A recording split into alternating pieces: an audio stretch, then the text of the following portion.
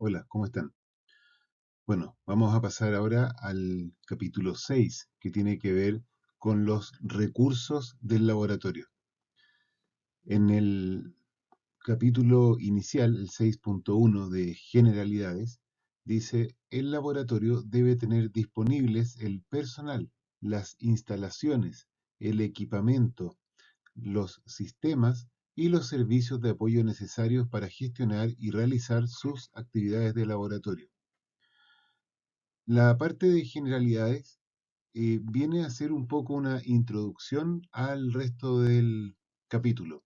Entonces, durante este capítulo vamos a estar viendo temas relacionados a personal, como pueden ver en el 6.2, a las instalaciones, las condiciones ambientales, el equipamiento y servicios de apoyo o tercerizados, que tienen que ver también con trazabilidad de los equipos que estamos utilizando. Para el caso del personal, hay una primera nota que pide que todo el personal tenga contrato de trabajo vigente. O sea, tienen que estar actualizados los contratos de trabajo al año en curso. Veamos entonces, ¿qué dice el 6.2 personal? 6.2.1. Todo el personal del laboratorio, ya sea interno o externo, que puede influir en las actividades del laboratorio, debe actuar imparcialmente, ser competente y trabajar de acuerdo con el sistema de gestión del laboratorio. La nota dice, se deberá evidenciar el compromiso de imparcialidad de todo el personal del laboratorio. Bueno, esto está relacionado con lo que vimos en el punto 4.1 que tiene que ver con la imparcialidad. Entonces, debemos reforzar este elemento de imparcialidad para todo el personal del laboratorio. ¿Cómo lo están haciendo ustedes? ¿Qué documentos tienen? Les dejo una tarea para que revisen sus documentos asociados a personal con respecto a la imparcialidad. Ver si todo el personal está eh, con estos documentos firmados. Y el segundo punto habla de ser competente, o sea, tener las competencias para desarrollar el trabajo para el cual fue contratado. ¿Cómo sabemos si tiene las competencias? Lo vamos a ver en la página siguiente. Y por supuesto, trabajar de acuerdo con el sistema de gestión del laboratorio, que es el que está basado en esta norma. Seguimos con personal. El punto 6.2.2 dice, el laboratorio debe documentar los requisitos de competencia para cada función que influye en los resultados de las actividades del laboratorio, incluidos los requisitos de educación, calificación, formación, conocimiento técnico, habilidades y experiencia. Son 6 elementos que se deben considerar para definir la competencia de cada uno de los cargos y, por supuesto, de las personas que ocupan estos cargos. ¿Qué significa cada uno de ellos? Están en esta nota y se los voy a ir explicando. Educación, título o grado académico. O sea, puede ser desde octavo básico, cuarto medio, grado técnico, universitario, un posgrado. Ya es la educación formal de alguna forma. Calificación. Calificado para realizar un trabajo o tarea, como operador de autoclave o auditor interno según la norma 19011. También puede ser que esté calificado por la dirección, por la gerencia técnica, para realizar un ensayo, para realizar alguna actividad determinada o por alguna entidad gubernamental para hacer alguna actividad fuera del laboratorio o, por ejemplo, tener licencia de conducir, estar calificado para conducir tanto un auto, un vehículo pesado, maquinaria. Formación, capacitaciones internas o externas. Puede ser este curso de ISO 17025, un curso de auditor interno, puede ser un curso de toma de muestras, un curso de alguna actividad relacionada con recursos humanos. Todas estas capacitaciones que uno va teniendo están relacionadas con la formación. Conocimiento técnico, por ejemplo, aquí dice cromatografía, o sea, son conocimientos adicionales o conocimientos especiales que la persona debe tener para un determinado cargo. Habilidades, pueden ser habilidades blandas, habilidades duras, pueden ser, como dice acá, liderazgo, trabajo en equipo, alguna habilidad de, en algunas partes piden trabajar bajo presión, no sé, distintas habilidades que se necesitan para distintos cargos. Y finalmente la experiencia, que se puede medir en años de servicio en el área o años de servicio en cargos similares o años de servicio en laboratorios similares, ahí se puede ir midiendo. Todo este conjunto se convierte en la competencia requerida para un cargo y puede ser armada de acuerdo a lo que el laboratorio determine. No es algo que esté establecido por alguna entidad fuera del laboratorio, salvo algún cargo en particular que se pida alguna educación determinada o alguna formación determinada. Por ejemplo, para ser auditor interno tienen que tener un curso aprobado de auditor interno y esto está pedido por el acreditador en el caso de ustedes como laboratorio. 623.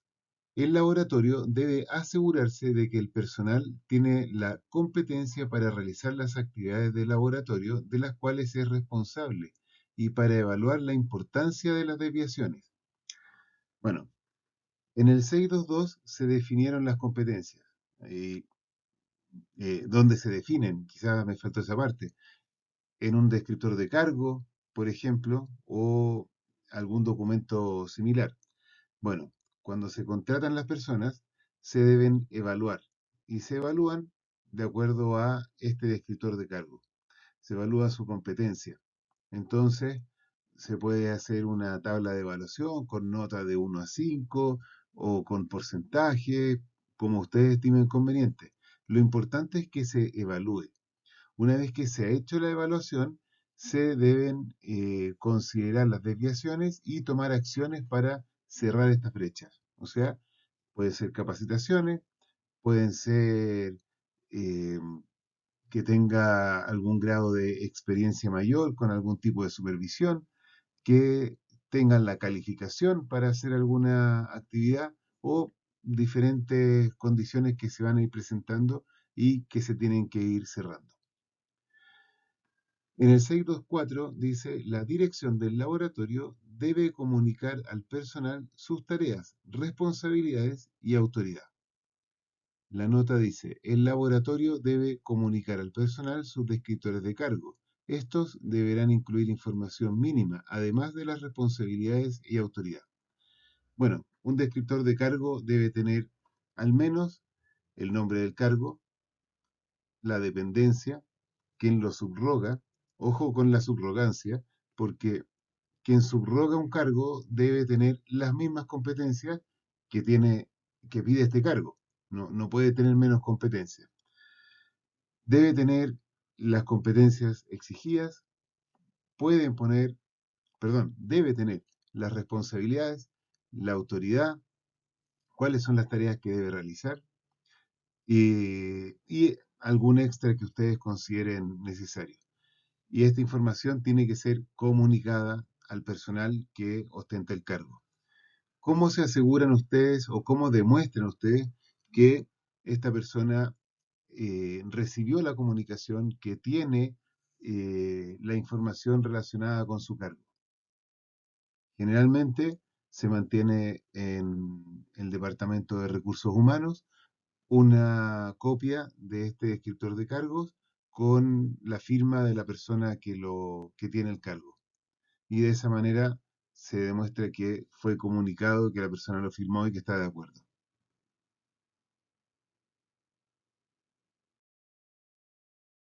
En el capítulo 625 dice, el laboratorio debe tener procedimientos y conservar registros para determinar los requisitos de competencia, seleccionar al personal, formar al personal, supervisar al personal, autorizar al personal y finalmente realizar el seguimiento de la competencia del personal.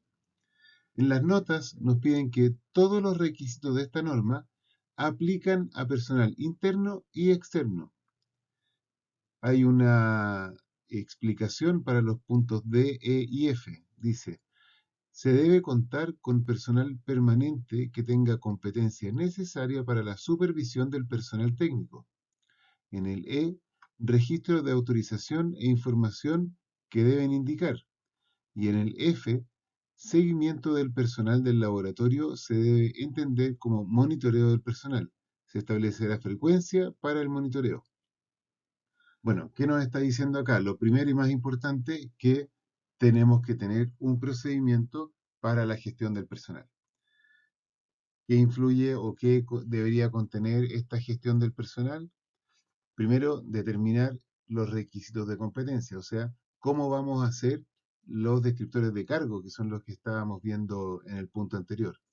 Luego, para hacer la selección del personal, que tiene que ver con el proceso de contratación. ¿Qué documentos vamos a pedir? ¿Cómo van a ser las entrevistas? ¿Con qué criterios se va a hacer la selección?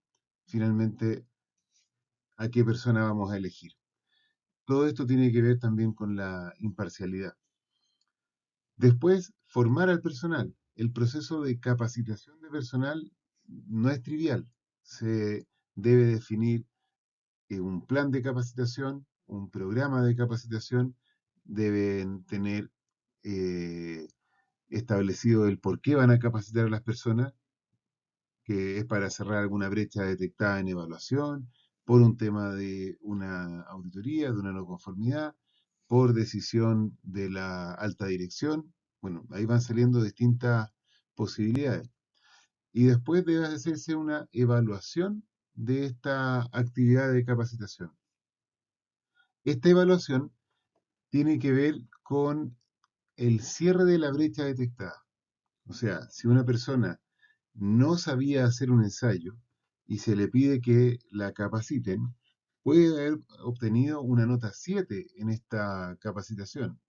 Pero lo que nos interesa en esta evaluación es que la persona ahora sí sepa hacer el ensayo.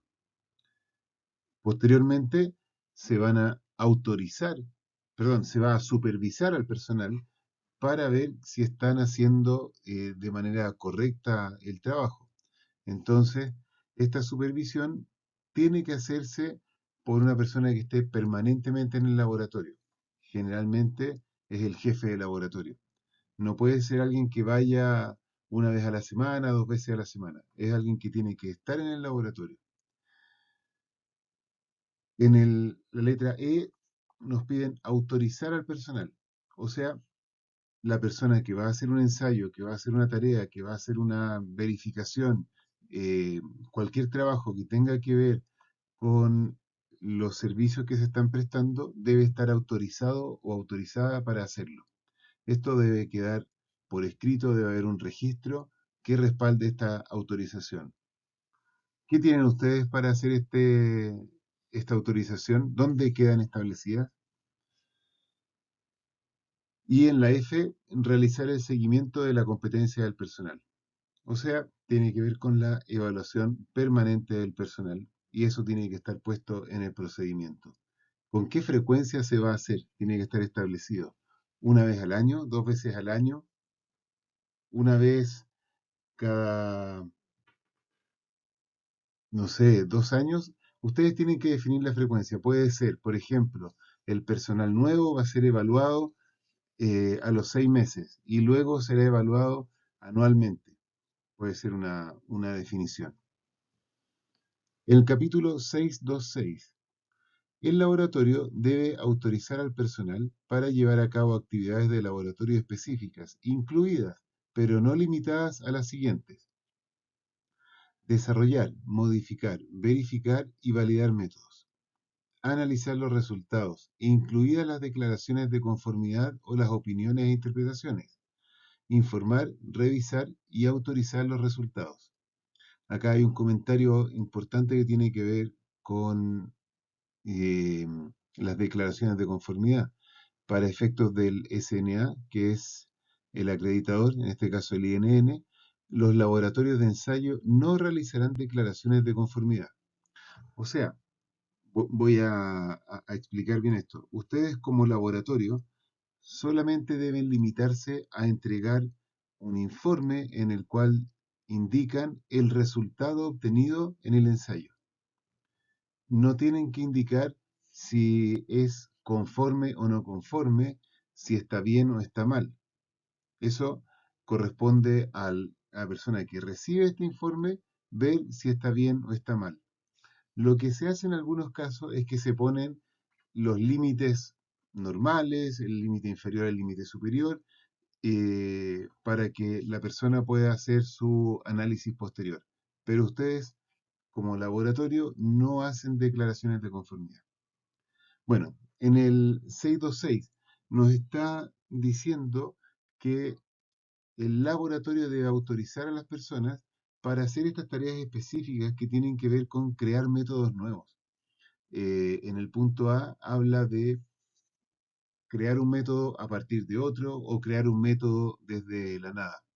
Y este método, por supuesto, tiene que cumplir con todas las etapas que están establecidas ahí para ser válido. Luego, analizar los resultados. Vamos a obviar la parte de las declaraciones de conformidad, las opiniones e interpretaciones, ¿cierto? Para analizar los resultados, tiene que haber una persona que esté autorizada para eso. Y finalmente, informar, revisar y autorizar los resultados. O sea, tienen que primero hacer análisis de resultados en el punto anterior para ver si son coherentes y después hacer el informe. Este informe tiene que estar firmado por esta persona competente. Bueno, ahora pasamos al capítulo 6.3, instalaciones y condiciones ambientales. 6.3.1. Las instalaciones y las condiciones ambientales deben ser adecuadas para las actividades del laboratorio y no deben afectar adversamente a la validez de los resultados. Nota. Las influencias que pueden afectar adversamente a la validez de los resultados pueden incluir, pero no limitarse a contaminación microbiana, polvo, perturbaciones electromagnéticas, radiación, humedad, suministro eléctrico, temperatura, sonido, vibración. O sea, ustedes tienen que tener instalaciones tales que no haya elementos externos que afecten el resultado de los ensayos que están realizando. Debe estar la temperatura correcta, deben estar las barreras correctas, que pueden ser vidrios, pueden ser muros, pueden ser eh, temas de sonido, distintos elementos que evitan la contaminación. En el caso de microbianas que habla ahí, esto debe hacerse en una parte separada del laboratorio donde no se contamine muestras con microorganismos de otras muestras, por ejemplo. Temas de temperatura, distintos elementos que ustedes tienen que tener controlados. Por eso es que en los laboratorios no es una gran sala donde está todo junto, sino que está separado en distintas salas dependiendo de los análisis y los requisitos de cada una de las etapas de los análisis. 632. Se deben documentar los requisitos para las instalaciones y las condiciones ambientales necesarias para realizar las actividades del laboratorio. ¿Por qué se deben documentar? Deben quedar en el manual, por ejemplo, o en algún procedimiento relacionado para poder gestionarlo.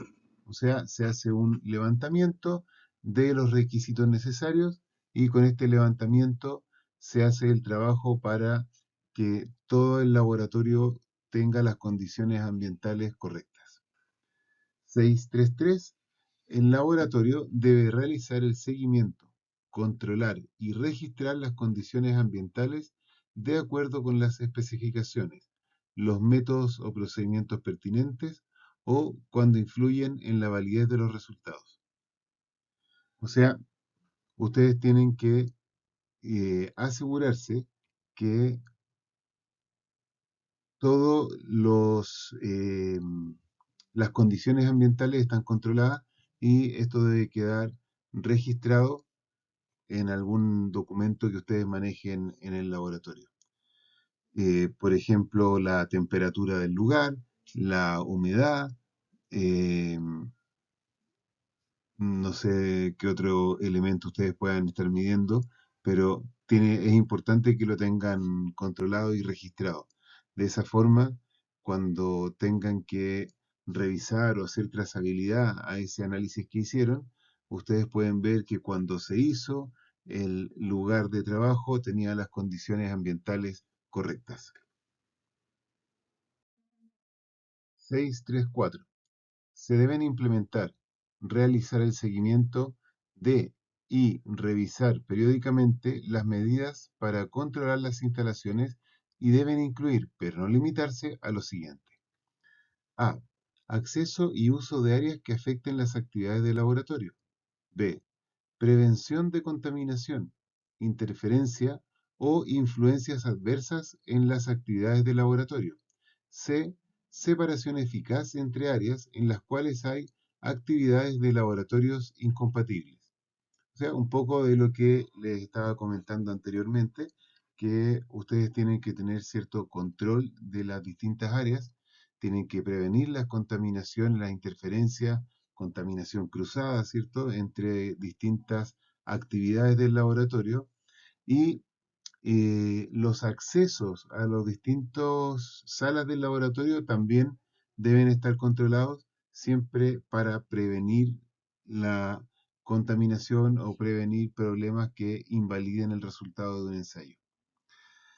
El 635, cuando el laboratorio realiza actividades de laboratorio en sitios o instalaciones que están fuera de su control permanente, debe asegurarse de que se cumplen los requisitos relacionados con las instalaciones y condiciones ambientales de este documento.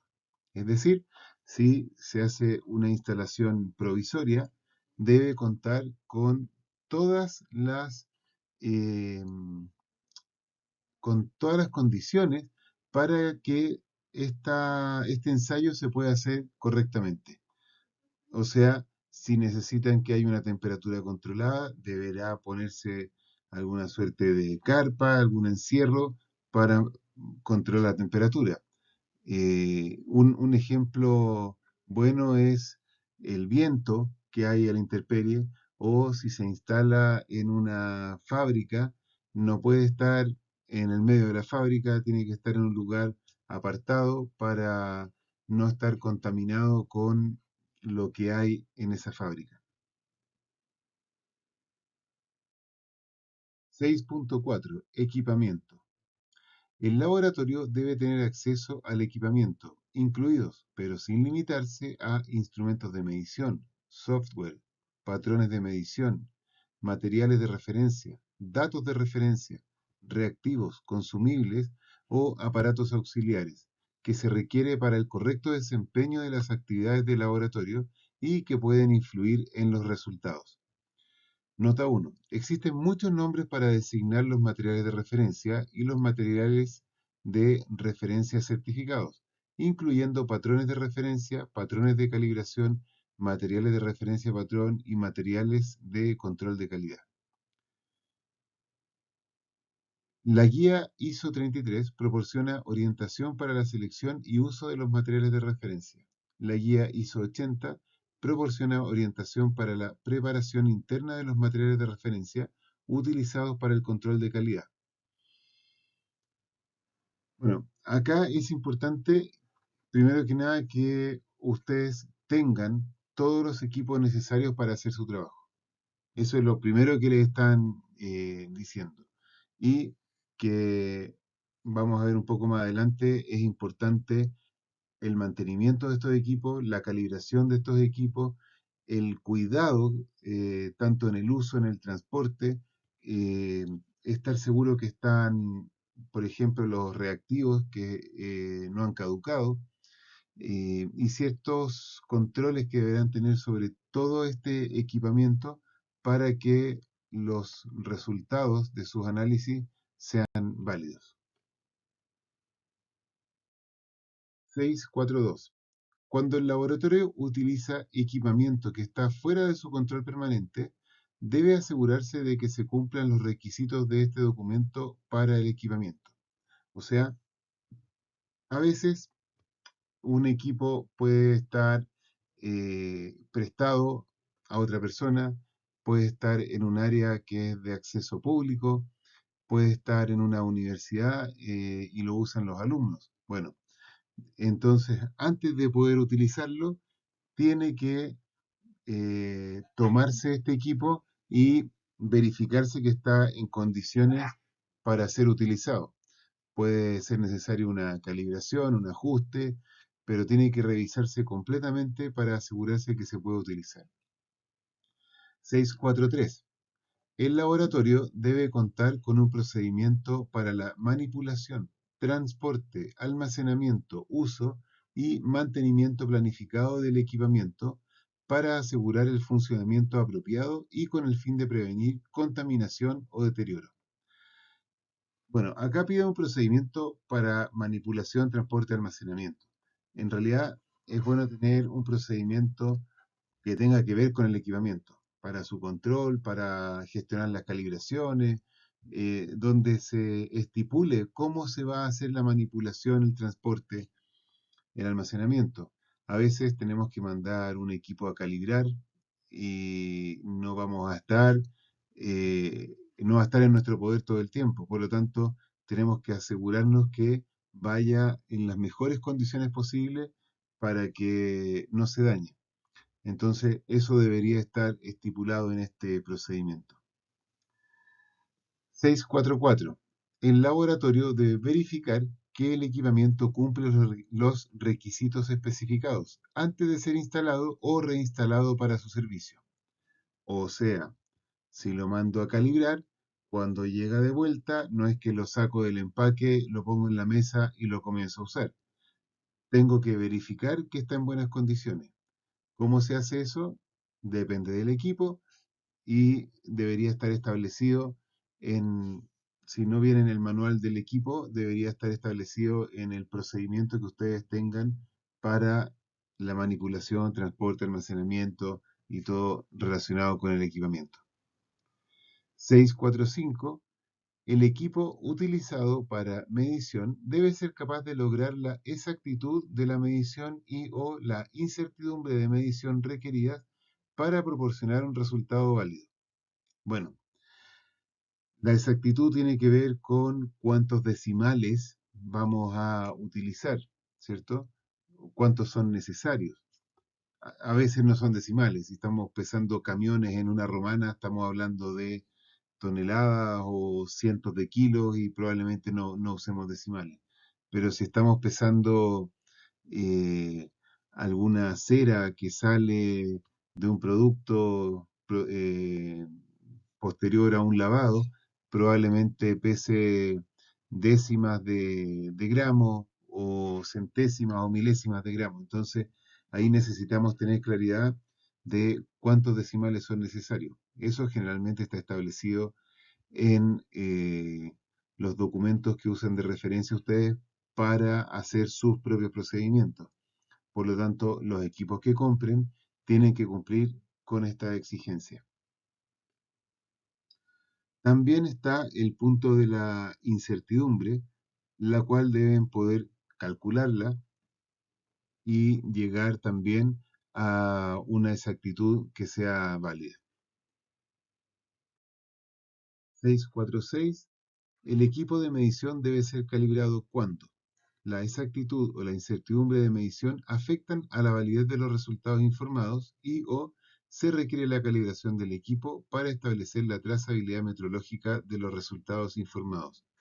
O sea, básicamente debemos asegurarnos que el equipo está midiendo correctamente.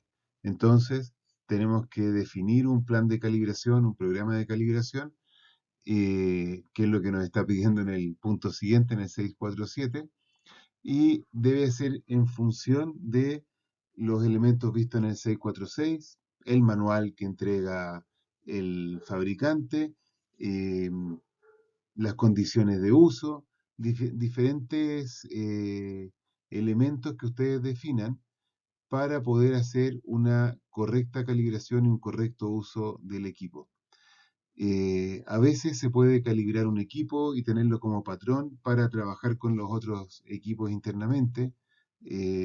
A veces se puede calibrar cada 2 años, otras veces es necesario calibrar cada 6 meses. Eso lo tienen que definir ustedes en su sistema de acuerdo al uso, a los requisitos del equipo o algún requisito legal que tenga el acreditador, por ejemplo, respecto de la calibración de los equipos.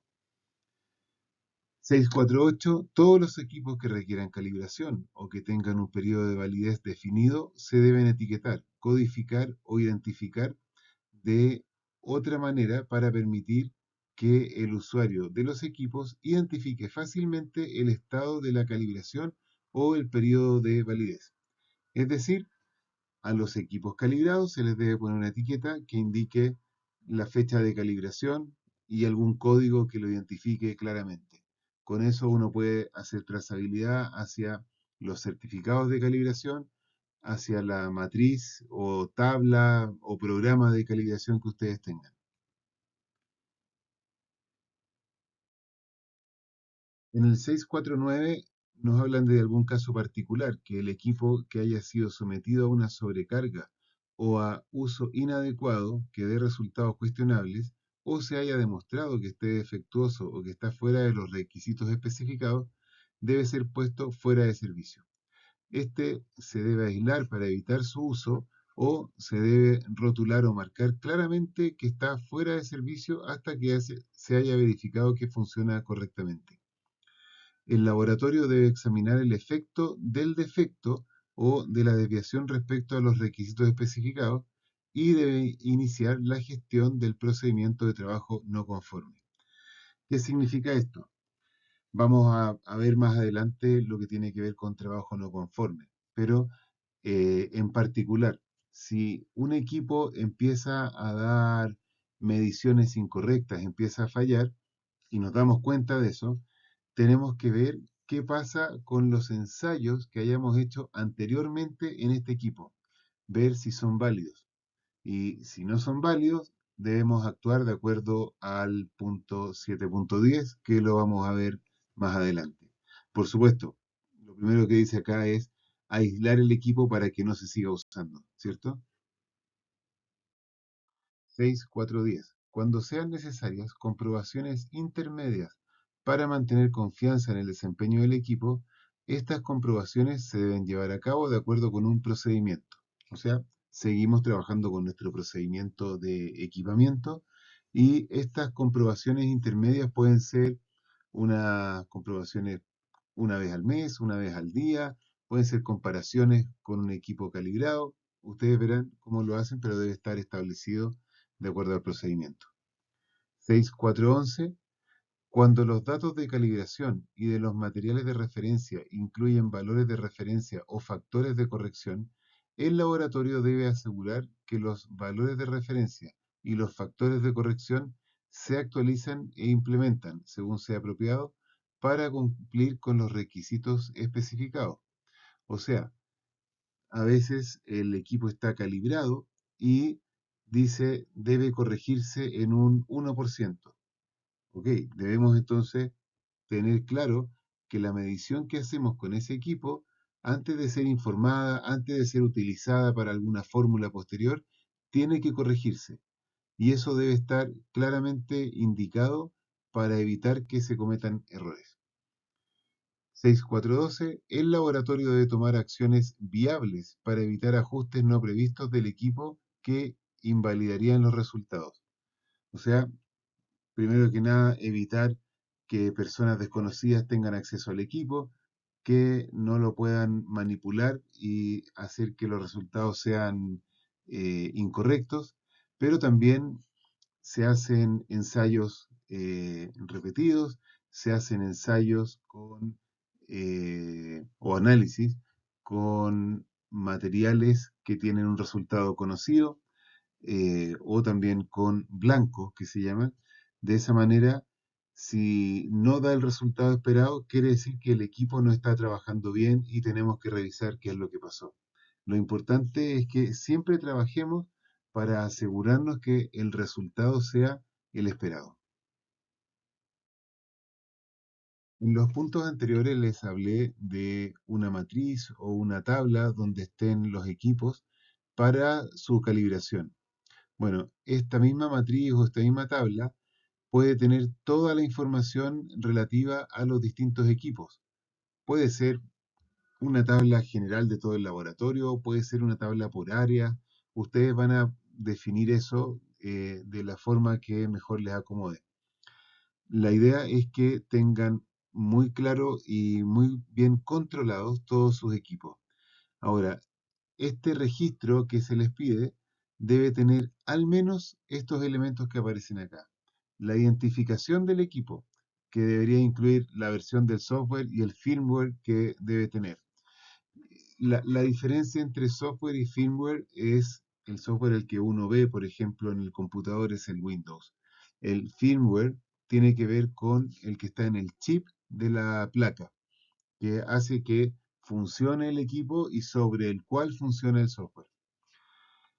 El nombre del fabricante, identificación del tipo, número de serie, otra identificación que sea única de este equipo. La evidencia de la verificación de que el equipo cumple los requisitos especificados, o sea, cuándo fue la última vez que se verificó, dónde están los registros de esta verificación, la ubicación actual, o sea, en qué área del laboratorio se encuentra, las fechas de calibración, los resultados de las calibraciones, los ajustes, los criterios de aceptación y la fecha de la próxima calibración o el intervalo de calibración. Todo lo relacionado con el proceso de calibración. La documentación de los materiales de referencia, los resultados, los criterios de aceptación, las fechas pertinentes y el periodo de validez. Algunos materiales de referencia tienen caducidad, por lo tanto tiene que estar registrado para poder darlos de baja y no utilizarlos por error. El plan de mantenimiento y el mantenimiento llevado a cabo hasta la fecha, cuando sea pertinente para el desempeño del equipo. En general uno puede tener en esta matriz, en esta tabla, referencia a una hoja de vida del equipo, por ejemplo, en la cual se va indicando todos los trabajos que se le han hecho. Y finalmente, los detalles de cualquier daño, mal funcionamiento, modificación o reparación realizada al equipo. Estos son registros asociados al equipo. ¿Y qué pasa cuando el equipo ya se da de baja? ¿Qué creen ustedes que se hace con estos registros? Si dijeron se votan, están equivocados. Si dijeron se guardan, están en lo correcto. Ahora, ¿por cuánto tiempo se guardan? Por el tiempo que el laboratorio ha estipulado. Por exigencias del acreditador, debemos guardar registros por 4 años. En este caso, debería ser guardar los registros del equipo por los últimos 4 años para demostrar que cuando se hicieron los ensayos, el equipo estaba en buenas condiciones. 6.5 Trazabilidad metrológica. 6.5.1. El laboratorio debe establecer y mantener la trazabilidad metrológica de los resultados de sus mediciones por medio de una cadena ininterrumpida y documentada de calibraciones, cada una de las cuales contribuye a la incertidumbre de medición, vinculándolos con la referencia apropiada. 6.5.2. El laboratorio debe asegurarse que los resultados de la medición sean trazables al Sistema Internacional de Unidades, entre paréntesis SI, mediante la calibración proporcionada por un laboratorio competente o los valores certificados de materiales de referencia certificados proporcionados por productores competentes con trazabilidad metrológica establecida al SI o la realización directa de unidades del SI aseguradas por comparación directa o indirecta con patrones nacionales o internacionales. ¿Qué dicen las notas? En la guía ISO 99 se define trazabilidad metrológica como la propiedad de un resultado de medición por la cual el resultado puede relacionarse con una referencia mediante una cadena ininterrumpida y documentada de calibraciones, cada una de las cuales contribuyen a la incertidumbre de medición. La nota 2. Para información adicional sobre trazabilidad metrológica, vea el anexo A. Los laboratorios que cumplen con los requisitos de este documento se consideran competentes. Los productores de materiales de referencia que cumplen con los requisitos de norma ISO 17034 se consideran competentes. Finalmente, en el folleto de SI se proporcionan detalles de la realización práctica de las definiciones de algunas unidades importantes. Básicamente, ustedes tienen que asegurarse que las calibraciones de sus instrumentos, de sus equipos, estén hechas de tal forma que pueda ser trazable a una unidad reconocida internacional y que sea en unidades internacionales, del sistema internacional. 653. Cuando la trazabilidad metrológica a unidades del SI no sean técnicamente posible, el laboratorio debe demostrar trazabilidad metrológica a una referencia apropiada, como por ejemplo, valores certificados de materiales de referencia certificados suministrados por un productor competente, o resultados de los procedimientos de medición de referencia, métodos especificados o normas de consenso que están descritos claramente y son aceptados en el sentido de que proporcionan resultados de medición adecuados para su uso previsto y asegurados mediante comparación adecuada. Acá, por ejemplo, se puede dar el tema de colores, eh, que es un caso especial en el cual no hay una trazabilidad internacional o metrológica, pero sí se compara con algún patrón que está consensuado y establecido que es el adecuado. Finalmente, en el capítulo 6.6, que habla de los productos y servicios suministrados externamente, 661. El laboratorio debe asegurarse de que los productos y servicios suministrados externamente que afectan a las actividades del laboratorio sean adecuados y utilizados únicamente cuando estos productos y servicios a. Están previstos para la incorporación de las actividades propias del laboratorio. B. Se suministran parcial o totalmente directamente al cliente por el laboratorio como se reciben del proveedor externo. Y C. Se utilizan para apoyar la operación del laboratorio. O sea, están relacionados con la actividad, con el ensayo, con el análisis que se está realizando. La nota dice, los productos pueden incluir, por ejemplo, patrones y equipos de medición, equipos auxiliares, materiales consumibles y materiales de referencia. Los servicios pueden incluir, por ejemplo, servicios de calibración, servicios de muestreo, servicios de ensayo, servicios de mantenimiento de instalaciones y equipos, servicios de ensayos de aptitud y servicios de evaluación y de auditoría. Todos estos afectan directamente al resultado que se está haciendo de un ensayo. Por ejemplo, voy a irme al último que está, que es la auditoría. Si la auditoría no está bien hecha, podría pasarse por alto alguna no conformidad asociada a ensayos, a competencia de las personas, y eso podría afectar a los resultados de los ensayos que se están realizando, siendo inválidos finalmente. 662. El laboratorio debe contar con un procedimiento y conservar registros para definir, revisar y aprobar los requisitos del laboratorio para productos y servicios suministrados externamente. Definir los criterios para la evaluación, selección, seguimiento del desempeño y reevaluación de los proveedores externos. C. Asegurar que los productos y servicios suministrados externamente cumplen los requisitos establecidos por el laboratorio o, cuando sean aplicables, los requisitos pertinentes de este documento antes de que dichos productos o servicios se usen o se suministren al cliente. D. Emprender cualquier acción que surja de las evaluaciones del seguimiento del desempeño y de las reevaluaciones de los proveedores externos. Acá aparece el concepto de subcontratación que debe ser realizado con un laboratorio competente, ¿cierto? Los proveedores de servicios de calibración deben cumplir con lo indicado en la directriz de AD04 y los proveedores de ensayo de aptitud deben cumplir con lo establecido en la DAD01.